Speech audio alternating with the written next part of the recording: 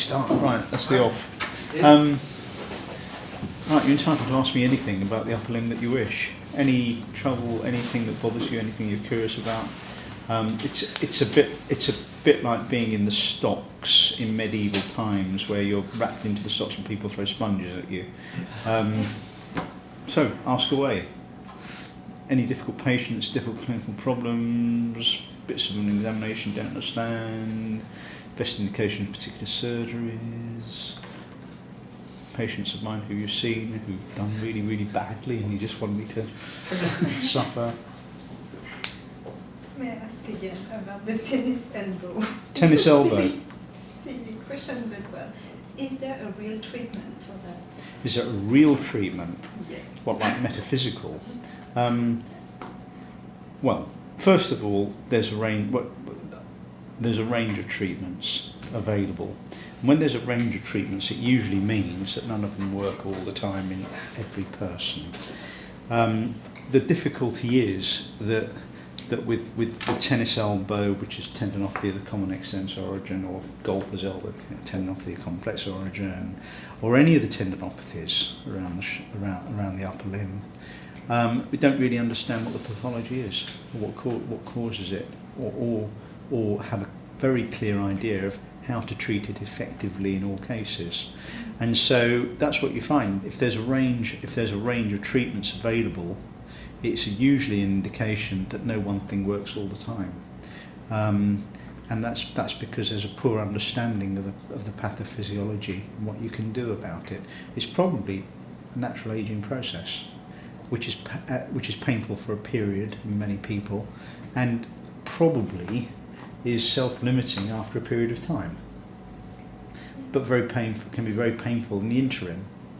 And so what I adopt is a kind of a graded response, and I explain to the patients that we start off with simple things and it gets more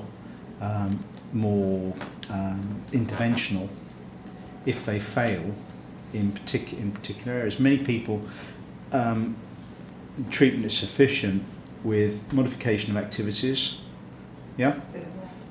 Well, what if you're playing tennis, if you're doing a particular sport, yeah, and it hurts, don't do it. No, don't do it for 3 months. Be sensible about it. No, they stop for 6 months or 1 year, and when they start again, it happens Yep, again. it happens again, and that's because I'm sure you can't change the underlying degenerative process in the tendon. Anti-inflammatories or analgesia if it's painful. Wearing a proprietary forearm brace symptomatically can help. Those are just simple things, and probably for the majority of people in general practice, that's that. You're in general practice. No, in orthopaedics. Orthopaedics. In general practice, it's where you start. Next stage, start to become more interventional. And so, what have you got? Well, steroid injections, not a lot of sense to them, though historically they're used very broadly, but it isn't an inflammatory process that you're trying to affect. It's actually a degenerative process. And there's been any number of meta-analyses of outcomes, which show even though they may improve symptomatically, the condition symptomatically for a period, the actual recurrence rate is pretty high at 3 months. Also, with steroids, there's the adverse effects of steroid flare, of causing tendon damage, of causing skin depigmentation, and of causing fat atrophy. And if you've been around for long enough, you've seen all of those problems, and they're actually quite difficult to deal with, and particularly the sort of the skin and fat atrophy ones in women. If the risk isn't explained or hasn't been explained, people get very upset. Personally, I'm very rarely would ever send patients for steroid injections unless perhaps they specifically request it, or if it's worked for them in the past anecdotally and they want to try it again. Then you get into the realms of trying to treat with a more biological approach, and this involves dry needling, so trying to create hemorrhage beneath the skin, hemorrhage in the tendon, with the idea that that may be a healing factor. And there's a sort of graded response to that. There's simple dry needling. There's injection of blood. Yeah, some people do. There's PRP injections, plasma-rich protein injections. So again, there is not a huge amount of evidence supporting these, though people are doing more studies to try to get the data to ensure what we're doing is safe, correct, and efficacious. Some people use ultrasound, shockwave treatment, particularly abroad. France and Germany is popular. Not here. Yeah, less so here. Some people do, yeah. But again, the double, randomized controlled double-blind studies, which are the benchmark, is often they're often not there. And surgery. Yeah, surgery to release the conic sense origin, very commonly performed. There's all variations of it. Some people release the conic sense origin. Some people make a little nick in the annular ligament around the radial head. So there's a whole range. There's certain small variations to surgery. So what that shows you is if there was one cure, everybody would be using it, but there isn't. What do you think about alternative medicine for that? Like osteopathy, because we see many people with this kind of pathology and they are better after. Do you have a good result? I'm sure. So There is also the difficulty is there is also a natural history for the condition which may get better anyway. So I'm not saying what you're doing is working or isn't working, or what mainstream medicine does is working or isn't working. I'm saying don't actually understand the pathology of it. So there may be something in the element of what you're offering which is effective. But it's a matter of distilling it out and getting it to work regularly. Whatever we do, there's probably about a 30% placebo effect anyway. So we have to improve on that. From a physio point of view, what we do a lot of is a lot of eccentric loading of the tendon. So we're trying to control the downward phase of wrist flexion. How does that help? So I think the theory behind it is the lengthening phase of the contraction is the most straining on the tendon, and the microtrauma within the tendon, which I think is what part of the process is of the degeneration. The eccentric phase of the contraction, that's what you're training, so you're getting it stronger and more used to that load, and if done really gradually over time, so like 3 to 6 months, depending on how flared up they are, they tend to get stronger in that eccentric phase over about a 6-month period. So from a conservative point of view, that's what we try and do. I mean, it's said that this sort of technique helps with the proprioception. So it prevents people from moving too fast and effectively, slowly getting back to normal rather than moving too fast and causing more problems. Absolutely. One of the things actually a plastic surgeon told me years ago is if ever he saw his friends or colleagues or patients with elbow pain, which was suggestive tendinopathy of the conic sense origin, he'd advise them to get a wrist splint. Yeah. Just to hold the wrist in extension, Yeah. so that they effectively defunction the extensors for a period of time. Yeah, wear a wrist splint.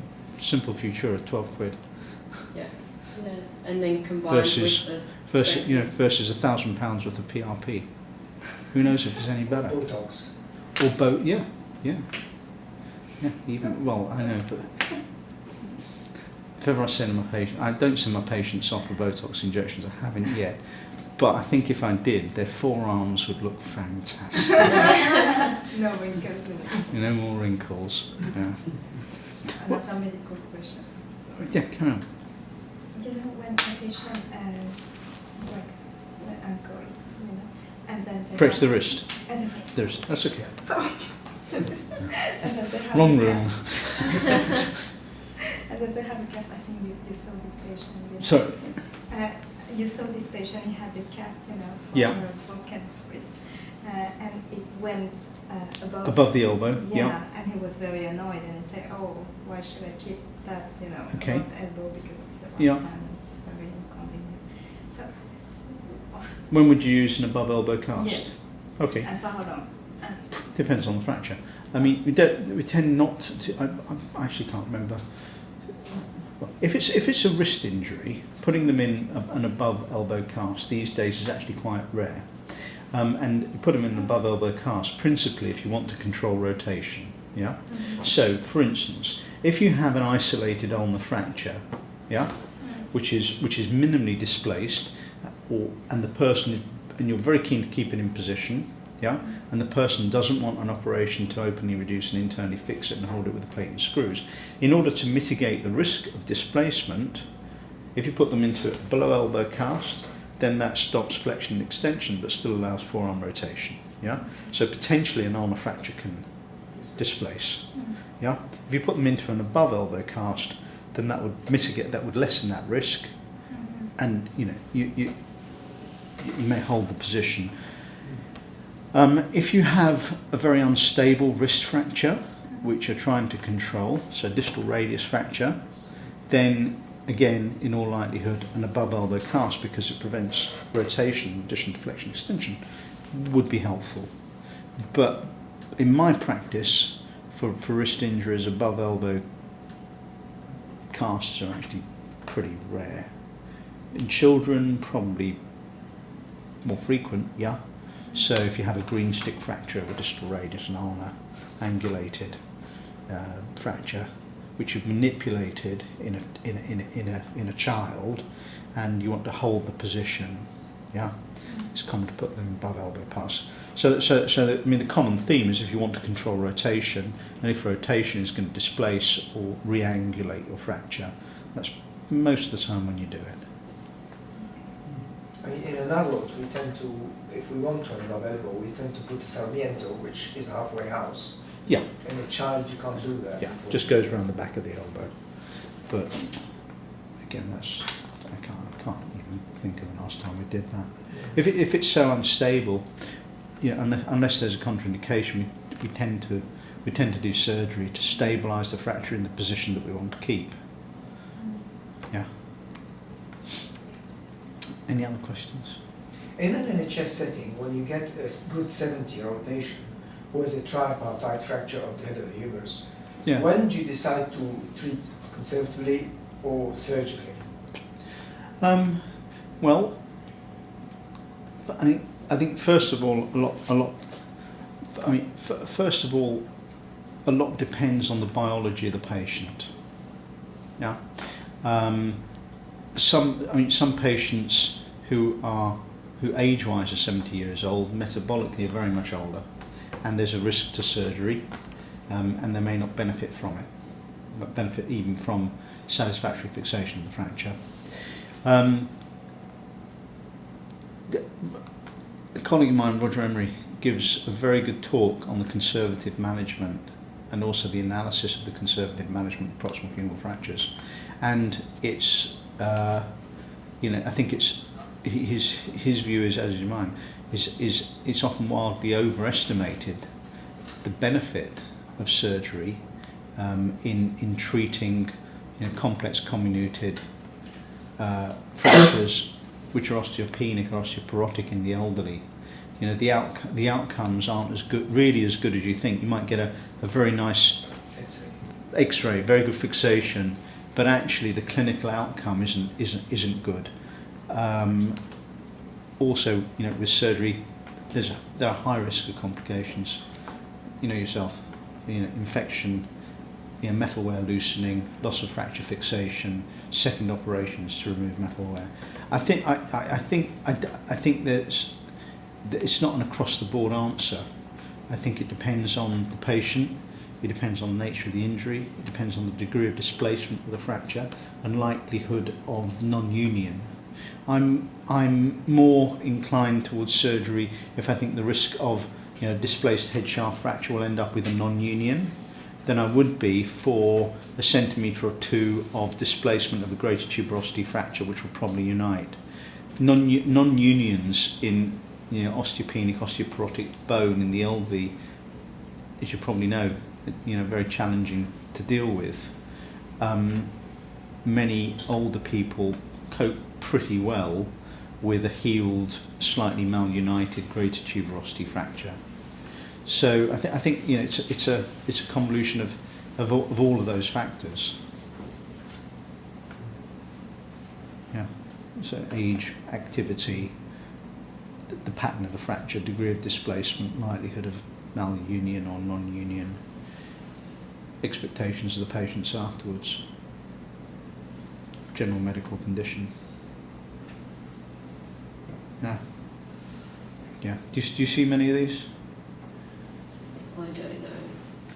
No, I'm mostly in a sporting practice, so Yeah. no, it's not the post-operative care. Yeah. What's your experience of dealing with those people? Yeah. Yeah, I mean, basically, we try to get them for physiotherapy early, as you say, but the good ones that are very active or have been very active get very disappointed afterwards with the lack of movement. And you explained, as you said, that sometimes surgery will not improve the outcome, and they've got difficulty in elevation and abduction. At waist level, they're fine. But it is a challenge from the point of view that when you look at the axillary view, when you can get one, or the lateral is very tilted, you tend to think, well, maybe if we just get it together and they might improve. But it is very difficult. I mean, some are wheelchair bound and so on, and there's nothing you can do anyway. But it's in the active 70-year-old or 66-year-old that you don't know what to do and what's the best for them. This is the problem. That the ideal is you get an anatomic reduction, you get secure fixation, and you allow early mobilisation. The fact of the matter is, often if the tuberosity is involved, it's comminuted anyway, it's fragmented, and it doesn't hold a metal fixation well, and so there's suture fixation which holds it in place. And that's really more of a tacking suture. You're putting it back in place for it to heal before you can mobilise it. So unlike other areas where we're more proactive in anatomic reduction, stable fixation, early mobilisation, as a sort of principle, it's very difficult to achieve in the shoulder because it's often a comminuted fracture which you can't secure well to allow early mobilisation, and if you do get failure of fixation, you usually don't get a second go. Usually it's when it's gone. It's like trying to put screws into blotting paper, as opposed to screws into concrete. It's the quality of the bone, particularly in the humeral head, just isn't there. It's very osteopenic. In a couple of cases I tried a logical technique. My other colleagues poo-pooed it, but I put them in a hanging cast for 1 or 2 weeks just to get a better alignment, and then take it off so that I don't stiffen off the elbow as well. Yeah. And then they just gently go for physio. Yeah. And when you take an X-ray afterwards, it looks a bit better without any surgery. I don't know if it's this a good technique or bad technique. I mean, you treat it a bit like a shaft of humerus, but so that you give them an edge. Whether it's a good idea or not, I don't know. I'm often surprised in the elderly how well, because the shoulder's a universal joint, if you can get them to heal, I'm often surprised how well they function.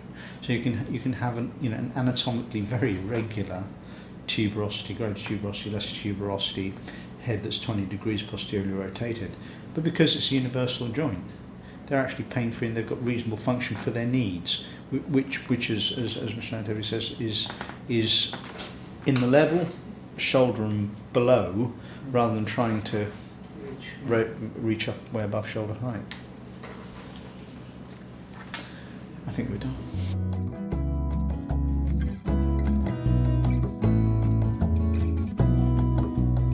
If you like this video, click here to subscribe or join us on Twitter or Facebook.